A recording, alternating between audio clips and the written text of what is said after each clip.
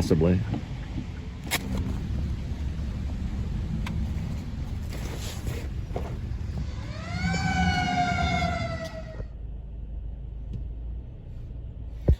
Also, Coppex loves kitty cats.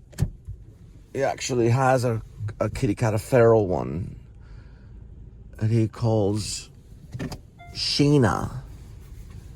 He also calls her Tabitha, the witch. He has many names for her because she has many names. The cat with many names.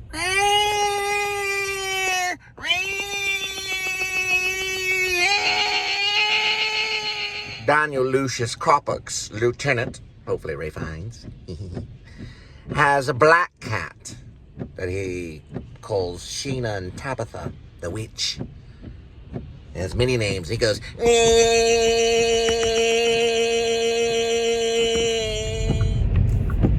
So Lieutenant Coppex goes to this restaurant, wherever it is, and gets this older dishwasher from probably somewhere, maybe a current migrant, and takes him to his dungeon, and gets Quentin Tarantino medieval kind of thing, but bring out the gimp kind of thing. And after he has his way and he's done, then he has this blue barrel, opens the top of it, and just dips his body in there from the legs downward. After he, of course, he's given him a few sedatives. Tabitha the cat did it! I didn't do it at all! When the Sean Penn character finally gets him, which is FBI Agent 1, we never know his name. I don't know if we know Scott Glenn's name. I think we do. But he finally gets him, and he has him in the back after they pick him up in his underwear, far, far from the area of Alaska for the pickup. He's in the back, and he says, I didn't do it at all! Tabitha the cat did it! Meow! Meow! Meow! Just to make it clear, the Sean Penn character doesn't do the cat thing. He's actually quiet. It's Lieutenant Coppex that he picks up in his underwear in the Fairbanks 7-Eleven in Alaska. And then they cuff him and put him in the back. And that's when he says, well, I didn't do it at all! Tabitha the cat did it! Meow! Meow! Meow! And then Penn, the FBI agent, turns around and goes, would you shut up? That is a wireless charger.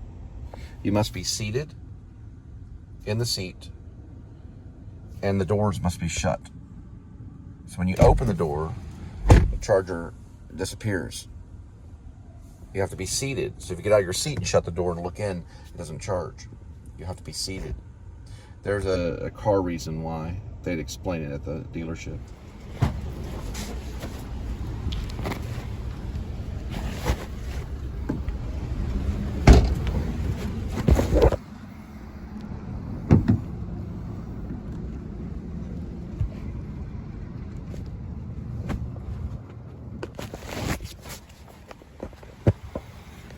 .7 miles, 7-Eleven.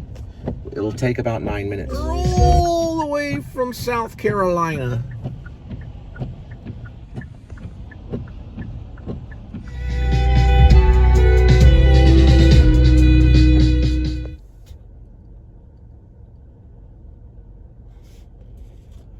All right, it's going to be 5.3 miles. It will be 15 minutes, 7:28 p.m.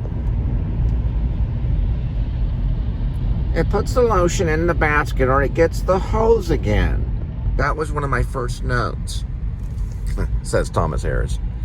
It puts the lotion in the basket or it gets the hose again. The skin must stay relatively moisturized. That way when they lose the weight, then when the cutting happens, it's nice fresh leather. Or it's nice fresh skin for the dress. Right, Buffalo Bill? Is she a size 14? I don't know. Why don't you ask her? Well, are you a real big fat person? If you look and squint, you see the butterfly. It's not lit up today. Probably need to recharge that. I guess what Thomas Harris was trying to say in Silence of the Lambs, about the hose again. I used to live like right there when it was apartments back in the mid-90s. Now it's a modern art museum. They're doing Dutch art at the Kimball on the other side, or the other way. I guess he wanted it to be loose, so the skin would, he'd have more skin, so he had more material. He was making a human dress, or really what it was, a lady dress. They're gonna do the night before Christmas, and then the color purple. First the night before Christmas, or plus the night before Christmas. Yeah, so he needed more of the skin, like material, just like a dress, like a dressmaker. The reason why is Jodie Foster's character, Clarice, finds a music box in this lady's room that they were looking for. They thought it may be her, and she opens the box, and underneath is Polaroids of her being like, someone took Polaroids of her, and then she kept it in there. It was like a game they were playing. It was actually Buffalo Bill, and he wanted to see the back, her back, to see if it would work. So then he did this to a few of the victims, and then he would put a moth in their throat, which could be a butterfly. Yeah, it was a type of butterfly, and it would bloom eventually. It was a calling card. They did this in Vietnam. They didn't do this in Vietnam. They didn't do that in Vietnam. They did leave calling card to Apocalypse Now, Sog Mac, or Mac Sog. They did. They would leave a calling card on the dead body. He left it as a butterfly, and well, it was a moth that was cocooned in the throat. So when they remove it, it would be in there. And that was connected to where he was at, which was under this. You can actually go there. It's a filming location. A few vloggers have been there. It's still there. They used a real house. They even used the house on the internal shots, which is very, very rare in some cases on these types of movies, these big budget movies. They don't have to do that. They chose to do it in this one house, and they used basement sections of the house. So they actually went to this house. I don't know where it's at. I don't know the state. I don't know where it's at. But it's a real house. And in the basement, they used the basement and redecorated it for Buffalo Bill's dungeon. And then I think they may have done some follow-up studio. Jodie Foster would know for sure. But they did some follow-up probably somewhere else. And I think they did some matching somewhere else. You can go to the house. You can stay the night. You can have bed and breakfast. And you can go into the basement to see where they actually filmed it. And you can stay in the same house, the same areas that Buffalo Bill probably stayed at. Isn't that nice?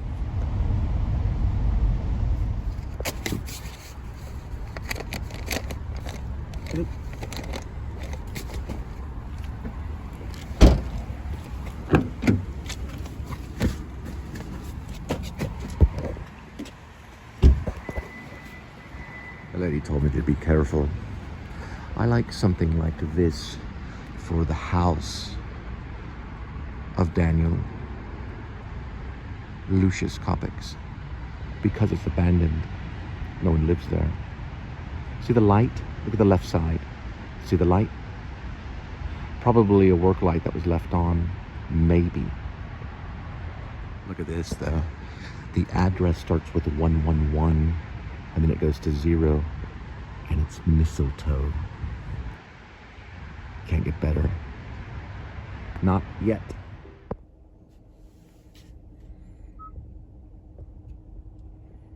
Two 2.745 will arrive at 10 minutes. This is where we're at right now, where the house is. You can't see it, but that actually says mistletoe right there. It's showing the waypoint address, or I guess you wouldn't call it a waypoint. You would call it the destination, which is not what I'm trying to show. But I can show, that's the house right there. You can see it right here for Shepherds of Alaska. Right there, Dog Night Out, which is a rib. That's where Daniel stays, Daniel Lucius. It's about approaching 58 years old. He will retire at 62 or so, but maybe at 60. And that says Rosedale. You can't see it. That's what it says, Rosedale right there. And there it is, mistletoe. there. And he would stay there, probably have a dungeon in the bottom or something like that. I like the idea that he has like a shed in the back too, for some reason. People can scream their voices out. So they can scream so much that they no longer can scream anymore and they lose their voices. But the dungeon would be used for one thing and the shed would be used for another one probably. And the shed would be padded, like a bass player might pad his shed. If someone was playing bass, on electric bass, they may pad the room so they can't hear it over and over again like a musician. He's once was an actor, or saw himself as an actor. Probably had done a few shows. He'd like to do the creepy ones and stuff like that. Daniel Lucius Coppex is his fake name. But here's the thing. He wasn't the only one behind it. It has a Hector and then another, just like Silence of the Lambs. Silence of the Lambs, Hector wasn't the only one. Hannibal Lecter, he wasn't the only one. Hannibal Lecter, that's right, Lecter, not Hector. Lecter. He wasn't the only one. There was another one too.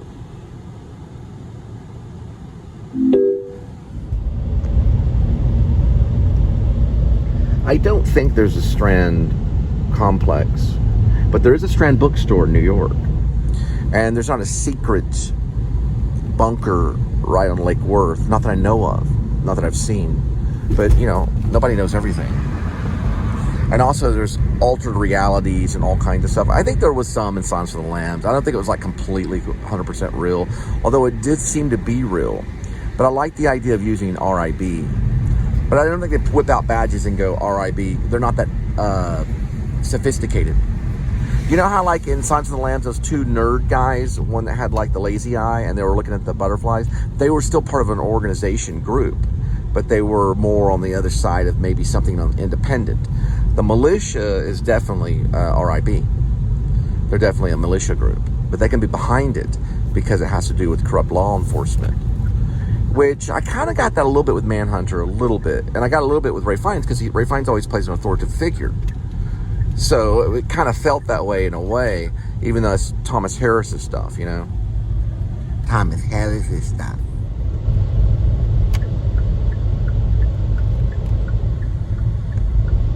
So Daniel Lucius Coppex is playing Danny Cowboy with his hat and his clown nose. He comes along this way and flashes light. Whether he's in fake cruiser or in Shep's cruiser, which Shep didn't know he was doing this because he was being drugged. The drawer figures that out later. But he finds one of them on that side. Probably, or somewhere around there.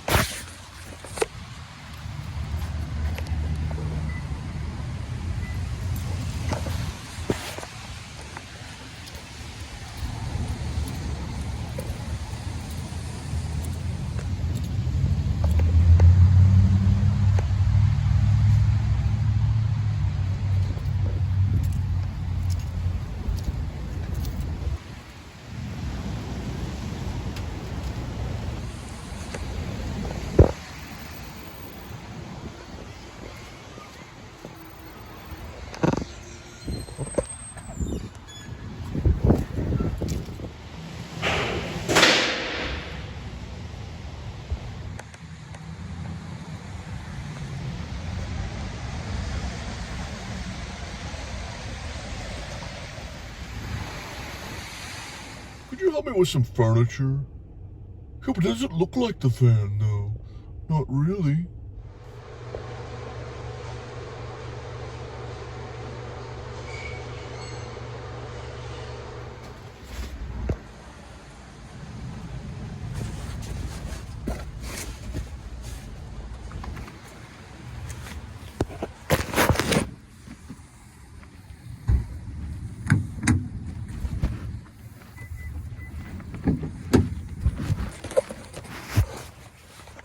2.7, 9 minutes, we will arrive. So theologists do talk about Silence of the Lambs. The theology is trying to be there, only it's saying Christ is female. A flesh suit is there.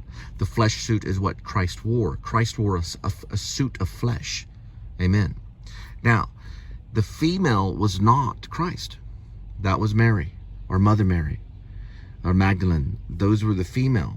Christ, when he was here, was a man, and he wore a flesh suit of a man. So leather face and all that stuff gets confused too. But Silence of the Lambs is especially theological because of the lamb.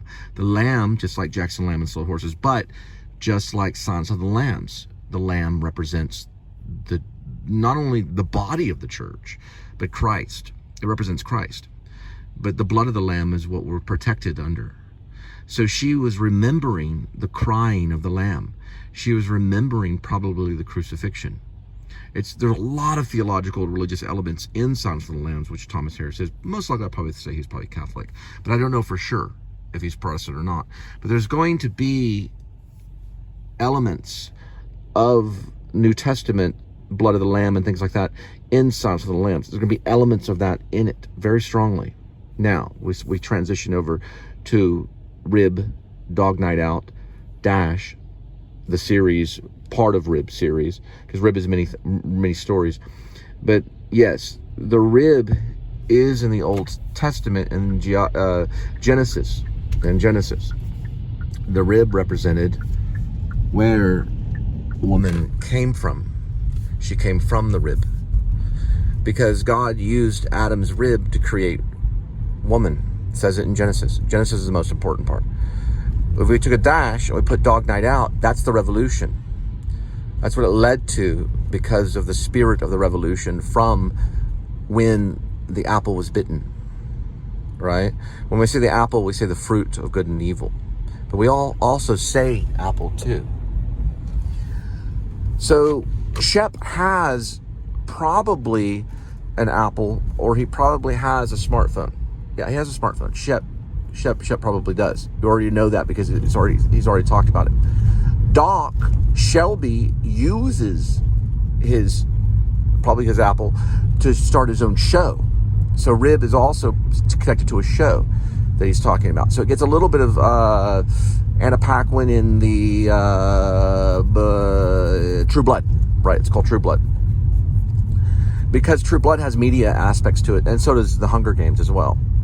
There's another writer that's not the same writer as True Blood, but The Hunger Games is written by a theater artist and media major. Y'all know her name. Anyway. Regardless, what I'm trying to say is that there's a media aspect to it because of what Doc Shelby does. And Shep too, because he's tied to the media because he's running from the media as well as the law, and he's in Alaska as his hideaway. That's where Doc Shelby finds him. That's known as the Dwarf. The crime, the true crime, and Shep has only been set up. The true crime is done by the corrupt lieutenant Daniel Lucius Coppex, which once was Coppex, who started to murder as a boy when he killed his best friend Craig when they were out on inner tubes on something like Fossil Creek, like the Fossil Creek, but it's called River Park Falls, and it was over flooded. He takes his life by baptizing him and not letting him come up for air, which could have been an accidental thing.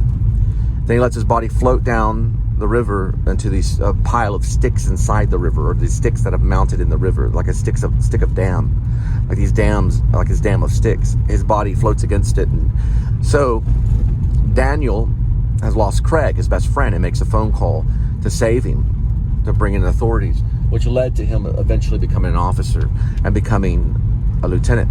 But he always wanted to be an actor, so he plays these roles. He plays a character called Danny the Cowboy, and he plays these other things. And he's also very warped. He goes to this dark place where these dark angels are, right? And they do have wings sometimes, but they're like costume wings, and they wear lipstick. And he goes there all the time for fun, and some of his partners hear about it, and they go too, which they shouldn't, but they do. And they all wear masks when they go. It's a masquerade party that they go to. And there's music that plays in the masquerade party. There is music that plays. But we have... Now, inside this house, there's artwork in the back. It's in the front part of it. And it has a dancer touching toes. 2.6 miles. It's 8 minutes. We will arrive at 8:26 in the p.m.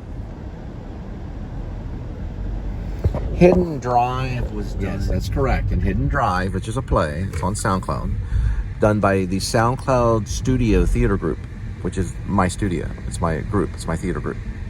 It was done as a radio show, or you could say a SoundCloud show. Maybe say SoundCloud show.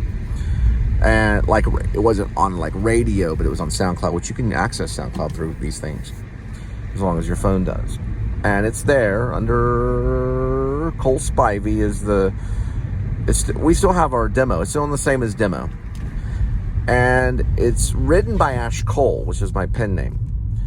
And Hidden Drive has to do with Peter Wright, Angie Summers, Sharon Wright, Jessup Godley. And many actors have a copy of the script. And then there's like the sheriff, the local sheriff, stuff like that. So Peter Wright's a writer. He's stuck in his cabin. He's got this thing called Google Home Box. It's an advanced version of Google Home. It goes crazy eventually. It starts getting all HOW in 2001, acting weird. Someone arrives in the middle of the blizzard named Angie Summers. She's trying to get to California. Look at that. She's trying to get to California. She's young and beautiful and with blonde hair or whatever.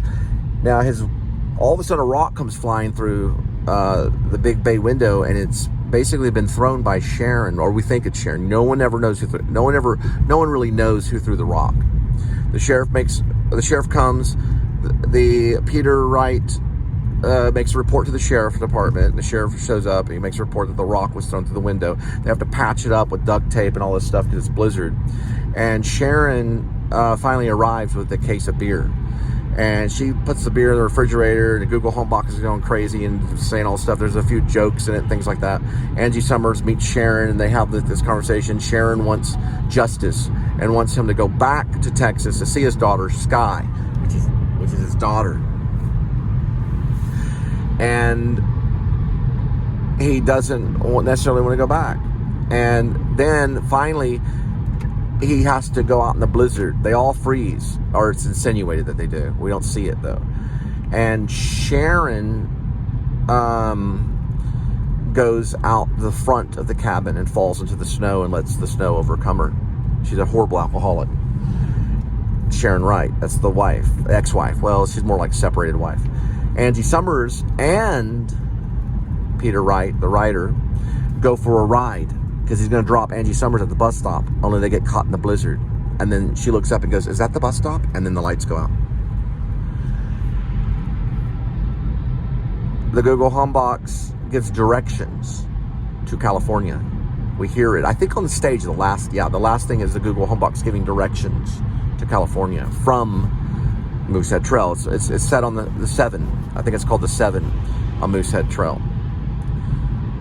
So that's saying what, 900, 800 feet on Thomas. Yeah, like as Thomas Harris.